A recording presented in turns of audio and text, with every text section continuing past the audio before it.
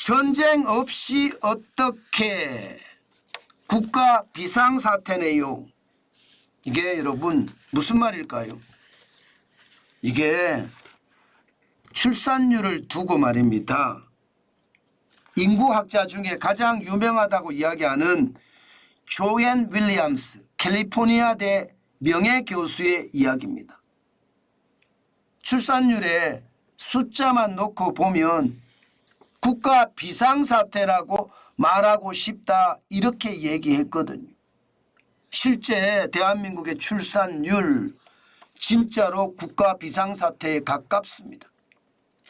2024년 1분기를 보면 6만 명밖에 안 됩니다. 6만 명. 2023년 1분기에 6만 4천 명이에요. 4천 명이 또 줄었어요. 1년 새에 6.3%가 줄어들었습니다. 이게 누가 빨리 주나 이렇게 경쟁하는 듯한 모습이에요. 이게 한 달에 분기에 말입니다. 분기에 여러분 보세요. 한 달에 지금 분기가 3개월이잖아요. 한 달에 2만 명 태어나기 바쁘다는 이야기예요. 2만 명. 그러면 여러분 보세요. 2만 명이 안 태어난 달도 많지요. 2024년 4분기에 5만 7천 명. 그리고 2023년 2분기, 3분기, 4분기를 보면 다 5만 명대예요. 진짜 심각하죠. 제가 봐도 굉장히 심각하게 느껴집니다. 이거 자칫 잘못하면 대한민국이 선진국에 올라갔다가요. 최악의 상태, 개도국으로 다시 추락하는 그런 엄청난 불상사가 저는 만들어질 수도 있다고 생각을 합니다. 그만큼 말입니다. 지금 대한민국의 출산율은 최악이라는 거예요. 그럴 수밖에 없을 거예요. 대한민국은 갈라치기 때문에 이게 뭐 좌파가 저는 대한민국에 있으면 안 된다고 하는데 좌파들이 있어요. 거기하고 보수층하고는요 어르렁 싸우고 있습니다. 마치 정신적 내전 상태라고 이야기할 정도로 심각하게 싸우고 있어요. 이 작은 나라에서 왜 그렇게 해야 되나요? 그러니까 젊은이들이 애를 안 낳는 거예요. 결혼을 안 하는 거예요.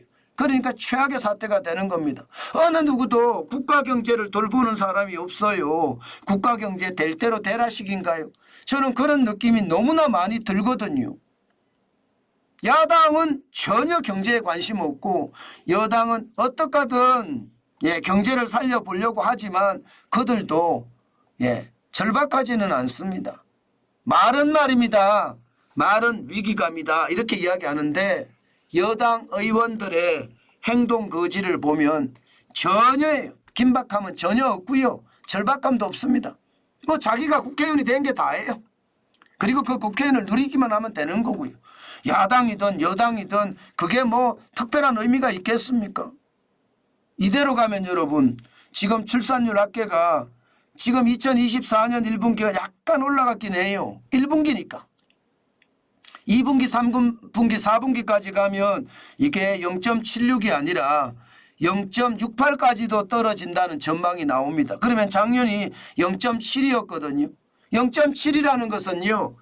여성 한 명이 평생 낳을 것으로 추정되는 평균 출생아 수인데 한 명이 한 명을 안 낳는다는 뜻이 1975년만 하더라도 4.53명을 낳았거든요. 그런데 이게 어느새 말입니다. 2018년에 0.98로 떨어졌습니다. 0.98로. 뭐 떨어질 수밖에 없을 겁니다. 지금 문재인 정부 때가 가장 이념으로 굴곡진 정권이잖아요. 완전히 갈라치기해서 2016년부터 박근혜 대통령의 탄핵에서부터 시작을 해보세요. 사람들이 애 낳아서 기를 맛이 날까요? 부모들까지도 말린다고 하죠. 부모들까지도. 야 하나만 낳아라. 뭐 둘 셋 낳아서 힘들게 왜 사냐. 하나만 낳아서 잘 길러라. 이렇게 이야기할 정도니 나라에 지금 출산율은 최악이 간다. 그렇게 이야기하잖아요. 오죽했으면 조앤 윌리엄스 미국의 캘리포니아대 명예교수가 대한민국 망했네요. 이런 표현을 썼어요. 이제는 국가 비상사태라고 말하고 싶다. 이렇게까지 했고요. 그 정도로 지금 심각합니다. 출산율이 떨어지니까 이제 말입니다. 전문가들이 최악의 전망을 내놓고 있습니다. 최악의 전망.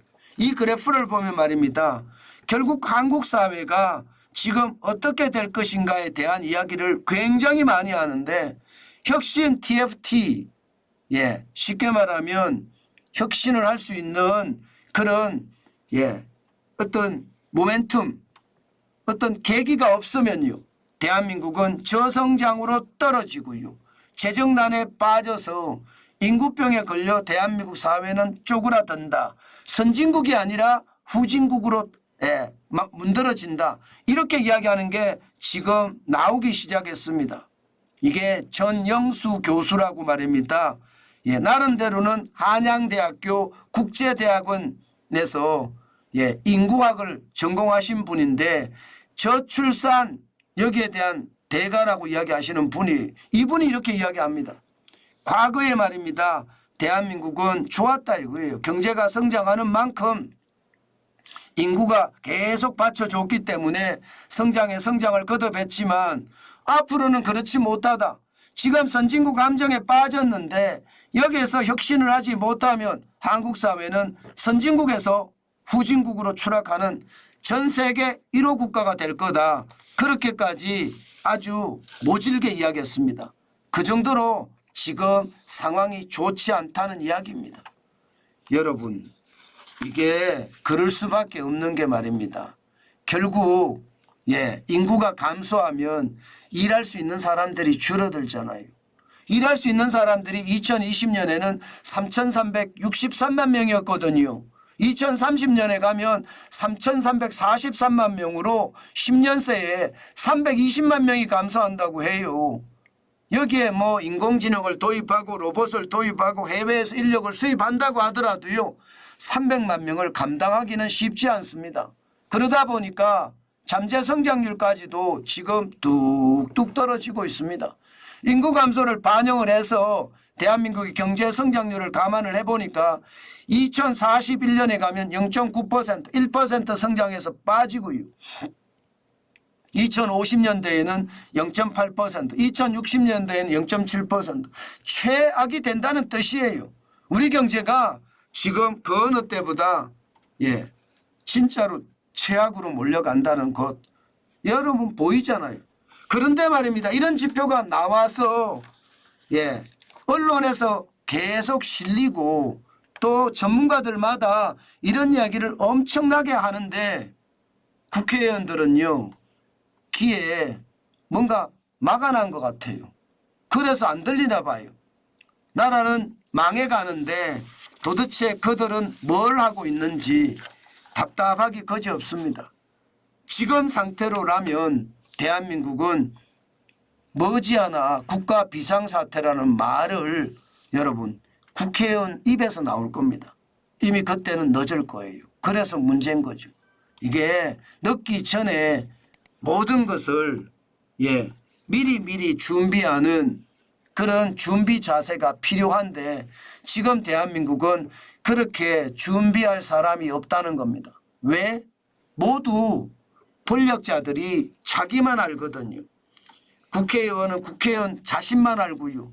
장관이나 차관도 장관이나 차관만 알지. 여러분 어느 부서에서 여러분 개혁을 했다, 개선을 했다 이런 얘기 들어보셨습니까? 아마 못 들어보셨을 거예요. 그 정도로 말입니다.